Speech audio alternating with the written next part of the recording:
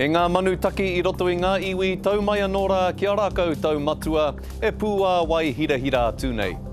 This week the government announced the Rena cleanup bill has hit $19.5 million. But the work is far from over and on Motiti Island, one of the worst hit areas hit by the ship's oil slick, locals are still facing a grimy Christmas, as Tahuri Tūmoana reports.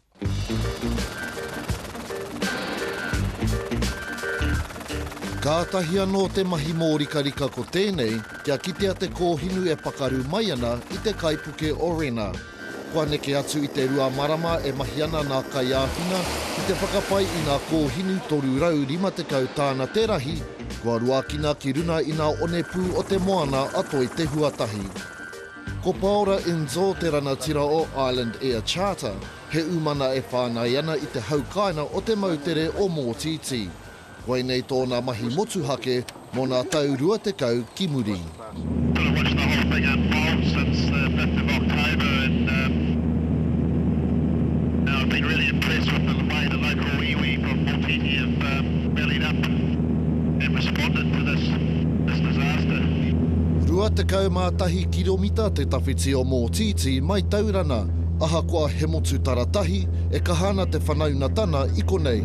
Obviously for the locals out here, you know, this is their treasure, this, their tonne and the people that from the island, they really, it was quite an emotional time for a lot of the people, especially the old people.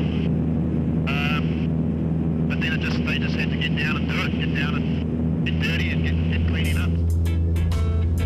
Tau ana tō mātau waka, ka topa atu ki tamatea ki te huatahi marae. Koe nei hoki te wāhi e noho ai nā kaiāwhina whakapaipai. Ko te inuai ana kaiāwhina, kua mutu te tau mai o te para, ki nā takutai moana o tēnei mautere. Knowing that you people here, you got to let the outside world know what's happening over here. What is happening? Well, we're just trying to clean all the paru that's on the moana at the moment. They say there's no more oil on the ship, but there's still stuff 15 into our shores.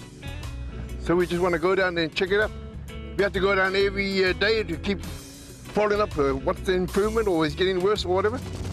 Koe nei te āhua o Motiti I te wā I tau tuatahi mai nā para o Rena.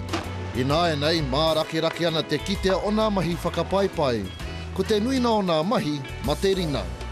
The suggestions that they've made haven't worked, like all the absorbents, so we've decided to put it back in the sea. And that'll probably take us years to clean our beaches if we do it, you know. Yeah. In terms of our kaimoana, it'll probably take a long time for our kaimoana to get ripe again. But it's the best way of cleaning. Yeah, but it's the best way for us that we know how to, is put it back in the sea. Kua pau haere te kaha o nā whānau o Motiti. I tēnei wā ko Maritime New Zealand e utua nei te nama o nā kaiāwhina ki konei. Engari aha kua te manawa pā, e kaina ana kerea ma hoete e te hōhā. Te roa hoki ngā me kai mai I te waki I waho. Hau I pera. Te nui rātou he rene, kāre oti ngā mahi I rere. A mātu e no I te mautere e pohara. Kore moni, kore ngā kai mo te tepu I mātou kai nai ne e pīketi e prawa mo te tua whenua. Ngā kai Māori kore kau. Te mauiwi mātou iho. Aha koa te iti o nā rawa, hei te aki tānata, kei te māro tonu te haere o nā whānau o Motiti. As long as we get the truth from what's on the boat and what's to come off, I don't think they're telling us the whole story there. Last week we heard, ko mutu tā rau mahi tangohino nera. Next minute we hear there's still some more on there. Same with the poison. We heard the boat's all cleared, all that stuff, and now we hear deep down there's some containers with poison. Where get our mātou rata? With the poison, nera. Kei te mahi tahi nā iwi o tua whenua ki taurana moana, kia kitea heronoa Māori mo enei mahi kino.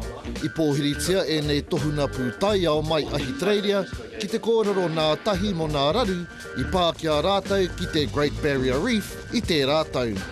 Firstly, to understand the causes of it and work on those. So don't forget that this accident happened for some reason. In the case of the Great Barrier Reef, it was a ship's crew being overtired and navigational errors, and that's subject to a court case now in Australia about what happened, but there's been a report already that showed that they weren't properly rested, and it was the principal cause of that accident. I take the point that he makes is that human error is the big issue in terms of risk management that needs a lot of work. A huge resourcing and training, education, really. Ko te parau haere I te whana o Taurana, kia uru mai nā kaipuke nunui tētahi o nā tautohe ki waina I nā wāpu o Taurana me te iwi o nā tirani nui. Kua roa ke rātau e amu ana ki te kōti tai ao mo e nei raruraru. Engari ko te aro I nāenei, ko Rena. And now it's just full dedication from tangata whenua and the wider public to clean this mess up and start putting in place mechanisms to stop it happening again. And I suppose for us, it's a big we told you so, from the Environment Court.